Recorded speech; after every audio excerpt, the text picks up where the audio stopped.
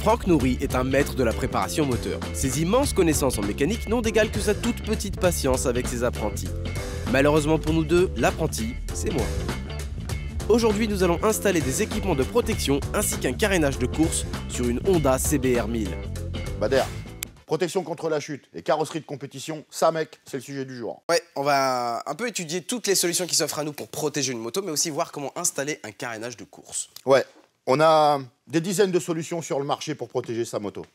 Selon moi, elles sont plus ou moins efficaces. Ouais, parce qu'il n'y a rien de plus imprévisible qu'une moto qui chute. Tu peux tomber à 2 à l'heure et faire une épave, ou tomber à 200 km/h et qu'elle soit quasi nickel. C'est bien la vie d'un expert, là. Ouais, chacun son rôle, hein. C'est bien. Ici, on a que les protections qui glissent, avec différents matériaux. Du carbone, du nylon plastique, de l'aluminium. Moi, ce que j'aime pas, c'est ça. Mais pourquoi? Cet axe-là va remplacer l'axe moteur. Sauf que quand tu tombes, Bader, tu vas protéger ton carénage avec ça. Seulement cette pièce-là, là, elle fait ça. Ah, elle arrache tout, en fait. Voilà. Toutes les motos de course, les vraies motos de course, ça, tu le vois pas. Ça n'existe pas. Donc, je préfère ça. Les protèges Carter viennent épouser les parties du moteur qui sont exposées. Il existe des versions à coller directement sur le moteur, mais aussi des modèles qui viennent reprendre la visserie d'origine et épousent parfaitement celui-ci. C'est plus propre et plus facile à remplacer en cas de chute.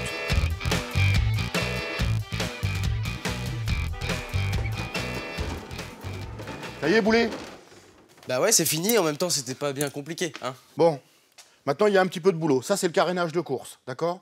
Donc, il va falloir le poser, le percer, l'ajuster pour avoir un boulot propre. Ah, ça arrive pas déjà tout fait, ça? Non, non, ça arrive pas tout fait, non. On va commencer par poser tous les éléments sur la moto, ok? Ok. Juste, on les pose.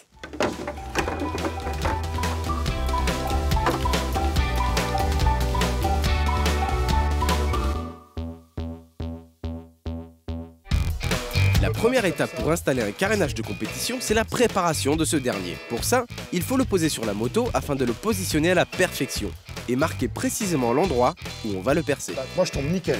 Moi, il me manque 2 cm. C'est impossible. Impossible. Ah, je déconne, ouais, c'est nickel, c'est... T'es content? Oui, je suis content. On refait la même chose, exactement, sur la coque arrière. Enfin, tu veux continuer à percer, là? Bah oui, tu me dis. Ouais, mais il y a ton doigt en dessous. Ah oui. Merci.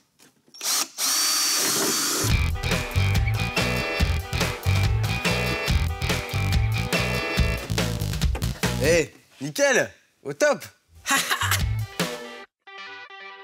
Bon, Bader, on va passer au sabot. Tu vois, ce carénage, il reprend les lignes de la moto, là. Mais c'est quand même un adaptable. À adapter. Ah, c'est là qu'on va faire de la découpe. C'est ça. D'accord. C'est ça. Donc, tu vas m'aider. Ouais, qu'est-ce que je fais? Place-le. Quoi? Place-le. Ah. Moi, ce que je veux, c'est que ça jointe nickel et que ça, au final, ça soit là.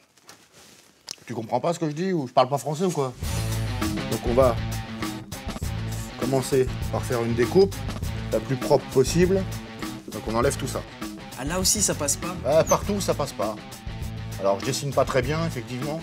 Mais au final, il faut que la forme soit jolie. C'est sympa ce que tu dessines. Faut pas être dur avec toi-même.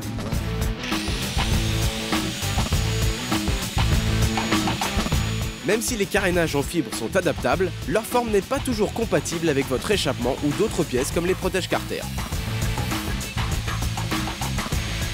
Pour remédier à ce problème, il faut tout simplement découper les zones de fibre qui gênent, ce qui se fait très facilement à l'aide d'une disqueuse et d'une ponceuse électrique. Une fois le carénage prêt, il ne reste plus qu'à l'installer, le visser et lui offrir une belle peinture. Plutôt que de faire une déco complète à base de peinture, nous avons préféré peindre une couleur de base et faire appel à Sébastien Arpuzzo de ASD Design, spécialisé dans les sports mécaniques pour sublimer notre future machine de course. Bon, voilà votre kit déco. C'est ça? Ouais. Vas-y, ouvre-le qu'on voit là. T'as validé ça? C'est plus joli que ça quand même en vrai. Ça, c'est bien moche, hein. Tiens. Explique-nous alors, comment c'est fabriqué ça? Bon, ben, une fois qu'on a déterminé la maquette ensemble, moi je prépare mon fichier pour préparer ma planche. Après, c'est imprimé en numérique. Et après, on met une plastification pour protéger des solvants, etc. Ah ouais, d'accord, parce qu'en fait, c'est de l'encre et Voilà, par-dessus un film pour le c'est ça, protéger. voilà, c'est découpé à la forme. Et alors, l'intérêt de ça par rapport à une peinture? L'intérêt, c'est la rapidité de fabrication. Ça permet, voilà, si tu as envie de changer le décor, ben, tu peux tout enlever Oui, parce que c'est 100% rapidement. personnalisé en fait. Toi, tu dessines ça C'est sur ça. un ordinateur. Voilà. Ouais, c'est facile à poser ou pas? C'est assez facile à poser, ouais. D'accord, tu nous montres? Allez. Pour poser notre autocollant, on le retire délicatement de son support, puis on asperge généreusement la face collante avec du produit à vitre, afin de faciliter la pose. Le produit va permettre de placer aisément notre sticker sur le carénage, puis de le positionner avec précision sans l'abîmer. Enfin, à l'aide d'une spatule souple, on retire l'excédent de liquide et d'air qui se trouve sous le sticker, puis on le laisse sécher. Ouais, là ça dépasse là. Ouais, bah là l'idéal c'est d'utiliser ou un sèche-cheveux ou le décapeur thermique. D'accord. Voilà. Comme ça on va ramollir le sticker et on va pouvoir venir le plaquer dans le... Et ça va pas l'abîmer? Dans le code, non. La couleur et tout? Non, Ça non, il tient? n'y a pas de souci, ouais. Ok. Je viens de déformer pour Ah, la rentrer vache. dans la...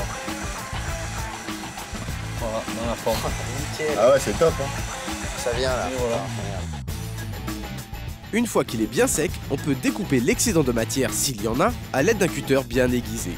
S'il reste des bulles d'air ou des zones dans lesquelles la colle ne prend pas, il faut s'aider d'un sèche-cheveux ou d'un décapeur thermique.